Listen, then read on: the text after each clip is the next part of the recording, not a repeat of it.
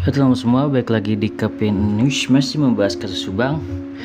Membahas apa kita hari ini? Jadi pada hari ini gue akan bahas tentang Danu ya teman-teman. Jadi eh, menurut gue Danu ini sangat diperlakukan istimewa oleh kepolisian ya teman-teman. Jadi memang dari awal pada saat Danu ini diajukan oleh pengacaranya ya untuk dijadikan justice collaborator, itu benar-benar diterima oleh LPSK dengan baik, dan dari situ memang gua termasuk orang yang sangat percaya bahwasannya Danu akan dijadikan JC ya teman-teman. Karena apa bang? Ya tentunya karena data-data yang ada ya dari penerimaannya yang sangat baik dari LPSK, bahwasanya pihak LPSK tahu bahwasanya kasus ini 2 tahun belum kelar, dan dengan adanya penyerahan Danu itu akan menjadi titik terang bahwasanya kasus ini akan bisa selesai gitu teman-teman. Walaupun di sini LPSK juga sama halnya seperti pihak kepolisian ya teman-teman, tidak sembarangan akan menetapkan Danu sebagai JC gitu ya. Tentunya banyak banget pengamatan gitu kan ya. Tentunya banyak banget yang dilakukan sampai sekarang pun belum diputuskan. Walaupun kalau gue lihat untuk sekarang ini ya teman-teman nanti juga akan lihat buktinya ya. Buktinya apa bang? Jadi seperti ini, pada saat prarekonstruksi ya dari awal pun Danu ini sudah diperlakukan istimewa oleh pihak kepolisian. Tentunya memang ada permintaan juga dari Pak Taufan juga ya agar dilindungi nih Danu dan keluarganya, bahwasanya kan beliau sudah menyerahkan diri, artinya harus ada perlindungan, takut ada ancaman, dan itu memang harus dilakukan pihak kepolisian agar kasus ini tidak terganggu gitu ya. Kalau misalkan memang ada hal-hal yang tidak diinginkan, apakah nanti ada penyerangan kan gitu, itu suatu hal yang tidak diinginkan pastinya. Dan di sini kenapa gue sangat mendukung untuk Danu menjadi JC, yaitu mendukung Danu ini dalam arti kata mendukung untuk pengungkapan kasus ini teman-teman, bukan mendukung perbuatannya gitu ya, seperti itu. Jadi gue yakin banget kok teman-teman juga sangat mendukung Danu untuk menjadi JC, walaupun ada yang pro, ada yang kontra, ada yang tidak mendukung ya. Kenapa sih Danu didukung padahal Danu berbohong? Gini teman-teman, terlepas dari Danu berbohong atau enggak pun nantinya gitu kan, yang terpenting dulu di sini Danu ini mau menyerahkan diri dulu, dan kasus ini ada progresnya teman-teman. Buktinya sampai sekarang ini bisa naik ke persidangan. Tentunya nanti Danu berbohong atau Pak Yosep yang berbohong, itu kan nanti akan ditentukan di persidangan teman-teman. Jadi gua mengapresiasi Danu dalam arti kata dia mau menyerahkan diri dan mau mengungkapkan kasus ini. Nah nantinya terlepas dia berbohong atau enggak, tentunya nanti kan akan ketahuan teman-teman di persidangan nanti kan, kayak gitu. Coba teman-teman apakah ada yang berpikir sama ataupun enggak gitu ya. JC itu kan ya mau dia dapat JC atau enggak kan dia tetap mendapatkan hukuman teman-teman, karena sudah menyerahkan diri. Seperti itu. JC itu ya tentunya yang menentukan kan bukan kita nih, yang menentukan orang yang profesional di bidangnya yaitu LPSK.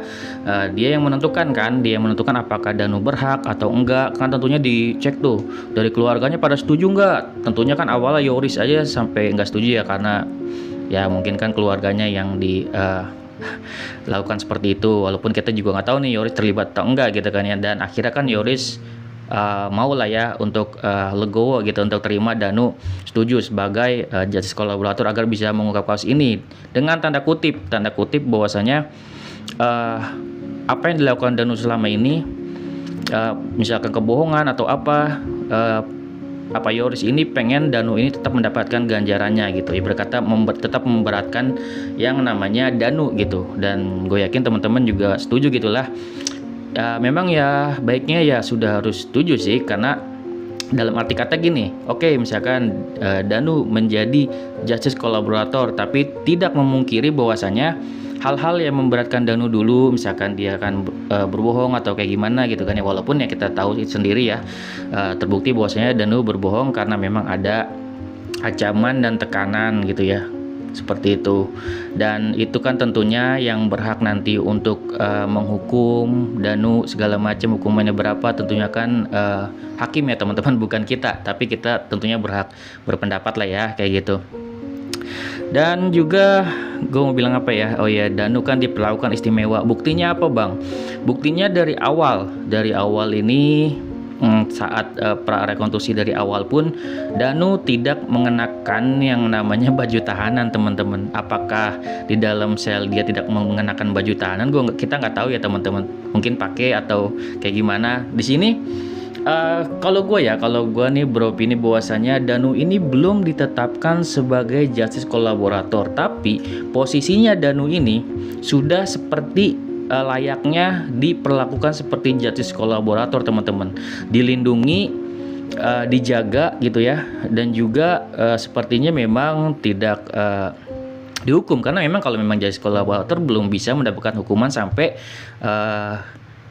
adanya pengakuan atau dari tersangkanya itu yang sebenarnya itu kena gitu, teman-teman. Walaupun ya Danu juga sebagai tersangka, maksudnya ini yang dikatakan Danu ini harus terbukti gitu. Karena kalau tidak, nanti Danu ini tidak ada kesesuaian nih gitu kan. Makanya LPSK kan hati-hati banget ya. Kalau tidak ada kesesuaian, tentunya walaupun Danu mungkin jadi JC-nya mungkin aja dicabut kalau misalkan dia emang berbohong gitu kan. Tapi yang gue lihat di sini memang perlakuan kepolisian ini sangat istimewa kepada Danu, teman-teman. Terlihat dari dia pakaiannya tidak menggunakan pakaian tahanan dari awal sampai sekarang, sangat kontras dengan Pak Yosep. Ya tentunya dia menggunakan baju tahanan dan perlakuannya beda tentunya. Kalau misalkan perlakuan terhadap Danu ya Resmob itu, teman-teman lihat sendiri, Resmob itu tidak terlalu bertindak kayak kasar segala macam. Lihat teman-teman kemarin perlakuannya kepada Pak Yosep itu selayaknya tahanan gitu, tapi kalau kepada Danu tentunya enggak gitu. Jadi memang sepertinya posisi Danu ini walaupun belum dijadikan justice kolaborator, tapi posisinya ini seperti memang sudah menjadi justice kolaborator, teman-teman. Dan kondisinya itu sangat tidak dikasarin gitu oleh pihak kepolisian, dan benar-benar pihak kepolisian sangat menghargai Danu karena Danu ini yang mengungkap gitu. Dia ini yang menginstruksi semua kejadian-kejadian yang terjadi, jadi gitu. Seperti itu ya, teman-teman. Mungkin yang ada yang berpikiran kayak gitu, mungkin ada yang nggak nyadar bahwasanya Danu ini diperlakukan istimewa oleh pihak kepolisian, dan itu menurut gua ya bahwasanya sih itu sebenarnya kode juga bahwasanya pihak kepolisian juga menganggap kalau misalkan Danu ini sebagai justice kolaborator, teman-teman. Terus gimana bang, kenapa gue bisa yakin Danu bisa jadi justice kolaborator? Kok yakin banget gitu?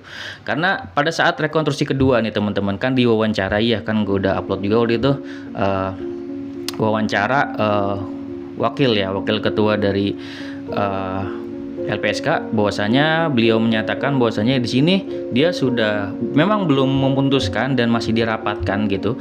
Tapi di sini dia sudah ngobrol nih sama pihak kejaksaan, teman-teman. Kayak gimana tuh bang ngobrolnya?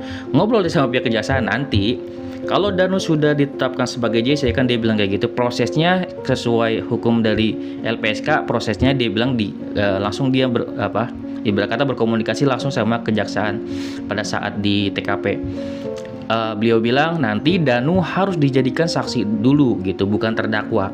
Karena apa? Saksi ini sebagai Danu ini sebagai justice kolaborator memberikan kesaksiannya untuk memberatkan, tentunya yang memberatkan para terdakwa ini, Pak Yosep dan yang lainnya atau tersangka lainnya, bahwasanya dia ini ada pengakuan gitu sebagai dia justice kolaborator gitu, teman-teman. Seperti itu dulu, itu prosesnya. Jadi kejaksaan ini udah tahu apa yang harus dilakuin nanti di persidangan gitu, teman-teman. Danu akan diposisikan dulu sebagai saksi.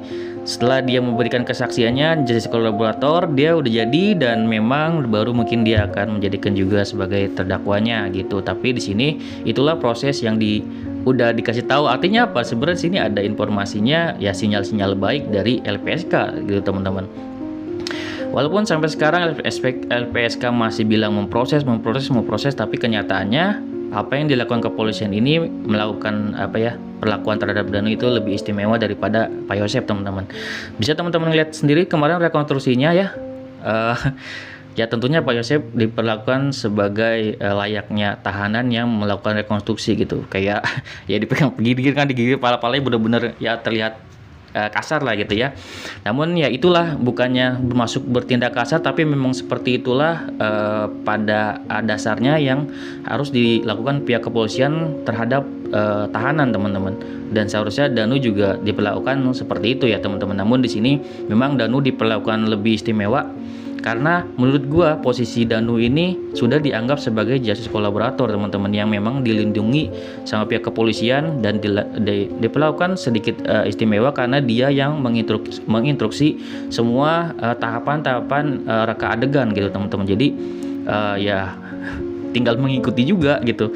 Pihak kepolisian tinggal mengikuti apa yang dikatakan Danu. Nah, terlepas Danu ini bohong atau enggak, nah ini kan kita syukurinya gini teman-teman. Kalau gua syukurinya bahwasanya kasus ini ada kemajuan, dan kita tuh kan mengharapkan nanti kebenaran siapa nih yang benar gitu, apakah Danu, apakah Pak Yosep. Kalau dari bukti-bukti yang ada, tentunya di sini sangat memberatkan yang namanya Pak Yosep ya, secara tertulis lah gitu kan ya, sudah ada bukti-buktinya, ada pihak anggota kepolisian yang terlibat, jadi memang sudah sangat memberatkan namanya Pak Yosep gitu ya. Mungkin tentunya ya memang ya Pak Yosep memang harus kuat-kuatin mungkin ya doanya gitu kan ya, sholatnya lagi, dan benar-benar kalau misalkan dia memang di sini merasa terzolimi atau kayak gimana dan merasa tidak bersalah, ya tentunya nanti kebenaran pada akhirnya juga akan terungkap gitu, seperti itu. Walaupun nanti akhirnya dia dijadikan tersangka, kalau misalkan dia memang tidak bersalah, suatu saat juga pasti akan terbuka, seperti ya mungkin seperti layaknya kasus Jessica ya, yang udah dihukum berapa tahun, terus ya tiba-tiba ketahuan nih semua oknum-oknumnya gitu kan yang memberatkan dia. Walaupun tidak bisa disamakan dengan kasus Jessica, ini masalahnya kalau untuk kasus Subang ini justru memang sebaliknya, oknum-oknumnya memang mendukung dari ya keluarga korban yang melakukan kejahatan tersebut. Kayaknya sudah jelas banget. Tapi kita lihat nanti di persidangan apakah nanti Pak Yosep bisa membuktikan bahwasannya dia tidak bersalah, dan bisa membuktikan bahwa Danu berbohong. Walaupun ini kemungkinannya ada atau enggak, ya tentunya masih ada ya teman-teman. Kemungkinannya ada di mana bang? Ya kalau misalkan nih Arigi bisa membuktikan ada CCTV gitu kan ya, yang membuktikan dia ada gitu kan ya di counter, itu sudah meruntuhkan yang namanya pernyataan Danu gitu teman-teman. Walaupun ini hanya satu orang Arigi, artinya sudah menentukan bahwasanya Danu berbohong gitu ya. Walaupun nanti tentunya akan ada ya namanya saksi ahli digital yang bisa lihat gitu kan, apakah CCTV tersebut asli atau buatan kan kayak gitu. Tentunya nanti saksi ahli ini berbagai macam teman-teman, ada yang dari kejaksaan gitu kan, ada juga yang dari pihak Pak Yosep misalkan kayak gitu, dihadirkan bahwasanya misal CCTV ini asli gitu, ini benar-benar misal Arigi ada di counter gitu bersama teman-temannya. Wah, di situ posisi Danu bahaya udah gitu kan. Sekali Danu aja, maksudnya sekali Danu ini ada kebohongan yang terlihat, itu sudah membuyarkan semuanya teman-teman, seperti itu.